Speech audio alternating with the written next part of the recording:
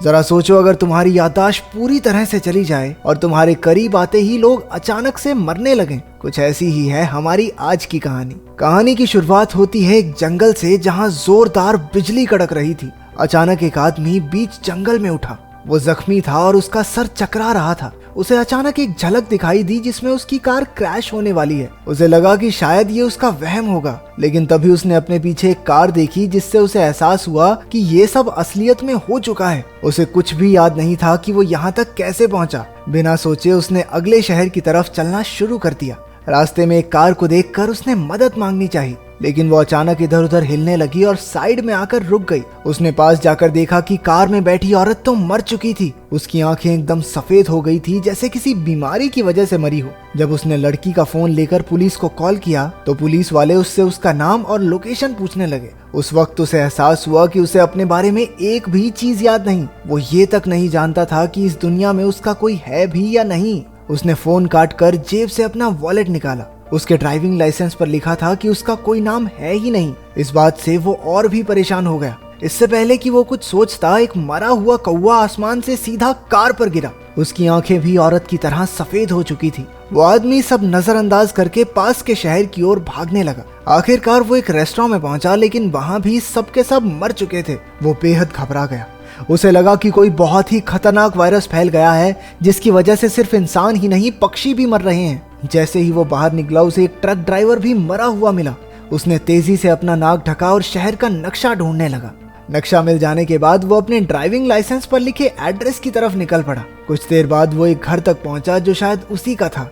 पहले उसने दरवाजा खटखटाया, लेकिन जब किसी ने जवाब नहीं दिया तो वो यूं ही अंदर घुस गया। वो फोन के वॉइसमेल में अपनी ही आवाज सुनकर पहचान गया कि ये उसी का घर है। वॉइसमेल से उसे ये भी पता चल गया कि उसका नाम लियम है। जिन लोगों को उसने अपनी आंखों से मरते हुए देखा था, उनकी खबर टीवी पर दिखाई जा रही थी। एक्सपर्ट्स का कहना था कि ये कोई जानलेवा वायरस है। उन्होंने लोगों से कहा कि सब अपने घर के अंदर ही रहें। तभी लियम ने पास के खेत में एक किसान को देखा। उसने उसे घर जाने का इशारा किया, लेकिन वो कुछ समझा नहीं और लियम की तरफ बढ़ा।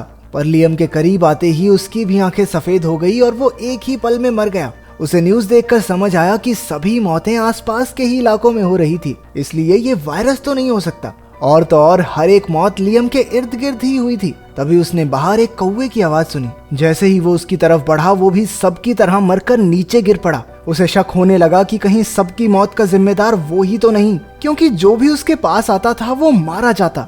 वो अपनी इस थ्योरी को चेक भी नहीं करना चाहता था, क्योंकि इससे और भी लोगों की जानें जा सकती हैं। पहले तो उसने पुलिस को सब सच बताने के बारे में सोचा, लेकिन क्या वो उसका यकीन करेंगे? और कर भी लिया तो न जाने कितने अजीबोगरीब एक्सपेरिमेंट्स किए जाएंगे उस पर। आखिरकार उसने खुद को खाने और पानी के साथ अपने गैराज में बंद कर लिया। शाम को पुलिस उसे ढूंढते हुए उसके घर आ पहुंची, क्योंकि उसकी कार उन्हें जंगल में मिली थी। लियम भागकर उनसे काफी दूर छिप गया। एक ऑफिसर उसे ढूंढने ही वाली थी कि कई पक्षी एक साथ मर के नीचे आ गिरे।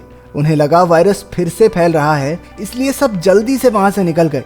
रात को लियम को फिर से कार क्रैश का सपना आया। उसने अचानक उठकर देखा कि एक लड़की उसके गैराज के पास आ गई थी। लियम ने कई बार उसे दूर रहने के लिए कहा, लेकिन वो आगे बढ़ती ही रही। जब उसने दरवाजा खोला तो वो हैरान रह गया कि वो लड़की अभी भी जिंदा खड़ी थी। वो सुबह एक हॉस्पिटल में उठी और तब से उसे अपने बारे में कुछ भी नहीं पता। स्टाफ ने उसे बताया कि वो एक कार क्रैश में घायल हो गई थी और वो गाड़ी जिसमें ये एक्सीडेंट हुआ वो लियम की थी। इसलिए वो अब लियम से अपने बारे में और जानकारी लेने आई है। तभी एक पिल्ला लियम के एकदम करीब आ गया, लेकिन उसे भी कुछ नहीं हुआ। इससे लियम को लगने लगा कि शायद ये मौतें उसकी वजह से नहीं हो रही। तो उसने जेन को अपनी इस थ्योरी के बारे में कुछ नहीं बताया और वो दोनों घर के अंदर चले गए। उन्होंने चेक किया कि कहीं वो दोनों इकट्ठे तो नहीं रहते, लेकिन अलमारी में सिर्फ लियम के ही कपड़े थे।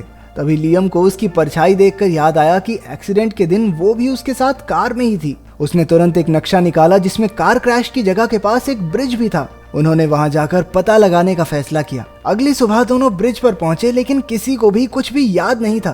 तभी जेन को एक और झलक याद आई। एक रात वो ब्रिज पर खड़ी एक खाली कागज को देख रही थी। उसने कागज पानी में फेंक दिया और लियम भी उस वक्त उसके साथ ही था, लेकिन अब भी कुछ साफ नहीं था कि ये सब हुआ कैसे।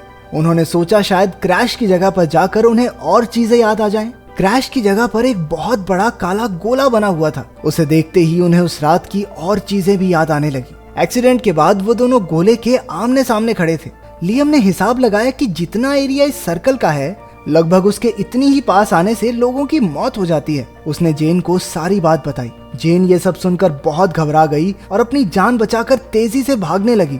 लियम भी उसका पीछा करने लगता है। तभी एक कार उनके सामने आ रुकी जिसमें एक पुलिस ऑफिसर थी। उसने लियम को पहचान लिया था क्योंकि उसकी कार जंगल में मिलने के बाद से पुलिस उसे ढूंढ रही थी। पूछताछ के दौरान जेन मौका देखकर उनसे दूर जाने लगी। वो थोड़ी ही दूर गई थी कि पुलिस वाली अचानक मर के जमीन पर गिर पड़ी। अब ये साफ हो चुका था कि लियम के श्राप का तोड़ जेन ही थी। जब वो लियम के पास रहती तो किसी की मौत नहीं होती थी और जैसे ही वो दूर जाती लोग मरने लगते थे। जेन को यकीन दिलाने के लिए लियम उसे एक बकरी के पास लाया। उसने जेन को धीरे धीरे उससे दूर जाने के लिए कहा। जेन के गोले से बाहर जाते ही बकरी अचानक मर गई। अब उसे भी यकीन हो गया कि लियम सच कह रहा था। इसके बाद वो दोनों एक हॉस्पिटल में MRI स्कैन कराने गए। उन्हें लगा कि रिपोर्ट से पता चल जाएगा कि ये मौतें क्यों हो रही हैं। इस दौरान वो हमेशा एक दूसरे के पास ही रहते कि कहीं डॉक्टर ही टपक ना पड़े, लेकिन उनकी रिपोर्ट्स तो एकदम नॉर्मल आई। तभी उन्होंने लियम का नाम न्यूज पर देखा। पुलिस को उस किसान और पुलिस वाली की लाश मिल चुकी थी और उनका शक लियम पर ही था। लियम और जेन जानते थे कि अगर वो पकड़ा गया तो और लोगों की जानें जाएंगी, लेकिन पुलिस तो पहले ही हॉस्पिटल में पहुंच चुकी थी। वो दोनों तेजी से लिफ्ट की तरफ भागे। लियम तो अंदर चला गया, लेकिन जेन का ध्यान एक गुमशुदा इंसान के पोस्टर पर पड़ गया। तभी उसे याद आया कि ब्रिज पर जिस कागज को वो देख रही थी वो असल में खाली नहीं था। वो गुमशुदा की तलाश का कागज था जिस पर उसकी खुद की तस्वीर लगी हुई थी। इधर प्रेजेंट में लियम और जेन अलग हो चुके थे।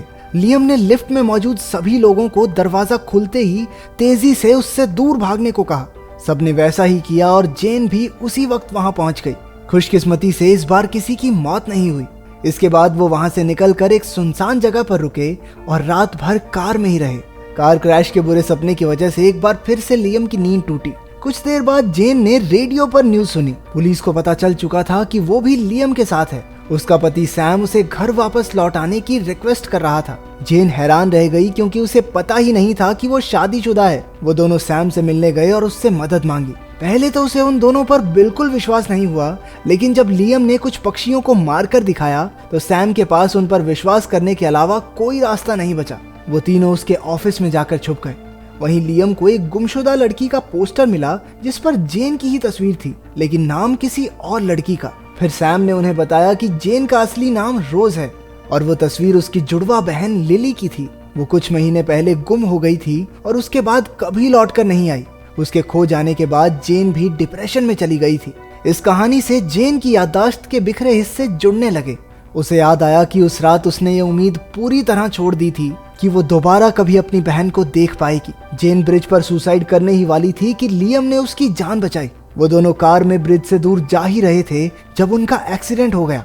उसने गुस्से में पुलिस को फोन कर दिया, लेकिन बाद में उसे बहुत पछतावा हुआ। पुलिस ने आते ही लियम और जेन को अलग अलग कर दिया, जिससे सारे पुलिस ऑफिसर्स और सड़क पर सभी लोग सेकंडों में मर गए। ये सब देखकर सैम बहुत घबरा गया और उसने लियम और जेन को कहीं दूर भाग जाने को कहा। उसने वादा किया कि वो यहाँ सब संभाल लेगा। अब तक लियम को भी आइडिया लग चुका था कि वो एक्सीडेंट से पहले कहाँ जा रहे थे। दोनों एक गैस स्टेशन पर रुके जहां उन्होंने टीवी पर देखा कि एक्सीडेंट की रात को ब्रह्मांड की एक अनजान शक्ति उसी जगह टकराई थी। उन दोनों ने हिसाब लगाया कि इन अजीबोगरीब घटनाओं के पीछे जरूर यही कारण होगा। इसके बाद वो दोनों लियम के कैबिन में पहुंचे जो एक तालाब के पास था। लियम ने कहा कि इस कैबिन के दूर दूर तक कोई नहीं रहता, इसलिए वो बिना किसी की मौत का जिम्मेदार बने यहाँ अकेला रह सकता है। वो पास के तालाब में जाकर एक बोट में बैठ गया। उधर जेन को उसके कैबिन में एक डायरी मिली। उसके अंदर कई गुमशुदा लड़कियों के पोस्टर्स के साथ साथ उनकी डिटेल्स लिखी हुई थी। जेन ने देखा कि आखिरी पन्ने पर उसकी बहन लिली की तस्वीर थी और अगले पन्ने पर खुद उसका नाम लिखा हुआ था। तभी ये खुलासा हुआ कि लियम असल में एक सीरियल किलर था जो लड़कियों को किडनैप करके मार डालता। लियम को भी बोट पर अपना बीता हुआ कल याद आ चुका था। उसे सच का एहसास हो गया और याद आया कि कैसे उसने जेन की बहन लिली को मारकर इसी तालाब में फेंक दिया था। वो जेन के साथ भी ऐसा ही करने वाला था। उस रात जब वो कैबिन की ओर जा रहे थे तो जेन को पता चल गया कि लियम उसे बेहोश करने वाला है। तभी उनकी हाथापाई शुरू हो गई और इसी चक्कर में उनका एक्सीडेंट हो गया था। हालांकि दोनों बिना घायल हुए कार से बाहर आ गए थे। इसके बाद ब्रह्मांड की वो अजीब शक्ति उसी वक्त धरती से टकराई और उन दोनों के इर्द गिर्द एक शक्ति का गोला बन गया। इसके बाद क्या हुआ उन दोनों को याद नहीं था, लेकिन आखिरकार दोनों को असलियत समझ आ चुकी थी। लियम को अपने अतीत के भयानक कामों के बारे में सोचकर ही उल्टी होने लगी। तभी किसी ने पीछे से उसके सर पर बंदूक तान दी। ये कोई और नहीं बल्कि जेन थी। उसने लियम से अपनी बहन लिली को बाहर निकालने के लिए कहा। वो उसे मारना चाहती थी लेकिन ऐसा कर नहीं पाई। वो दोनों केबिन की ओर गए जहाँ कुछ बदमाश खड़े थे। उन्हें देखते ही बदमाशों ने उन पर हमला कर दिया। तभी लियम जेन से थोड़ा दूर गया जिससे 2 आदमी वहीं ढेर हो गए। ये देखकर वो आखिरी आदमी घबरा गया और उसने जेन पर गोली चला दी। वो भी थोड़ी देर बाद मर गया, लेकिन इस सब में जेन काफी जख्मी हो गई। लियम जल्दी से उसे हॉस्पिटल में ले आया और डॉक्टर्स उसका इलाज करने उसे अंदर ले गए। याददाश्त वापस आ जाने के बाद उसे अपने आप से घिन आ रही थी। वो अपने घिनौने अपराधों के लिए बेहद शर्मिंदा था। आखिरकार उसने और लोगों को मरने से बचाने के लिए अपनी जान कुर्बान कर दी। तो अगर आपको अपनी जिंदगी एक नए सिरे से शुरू करने का मौका मिले तो आप अपनी लाइफ में क्या बदलना चाहेंगे? कमेंट्स में जरूर बताना।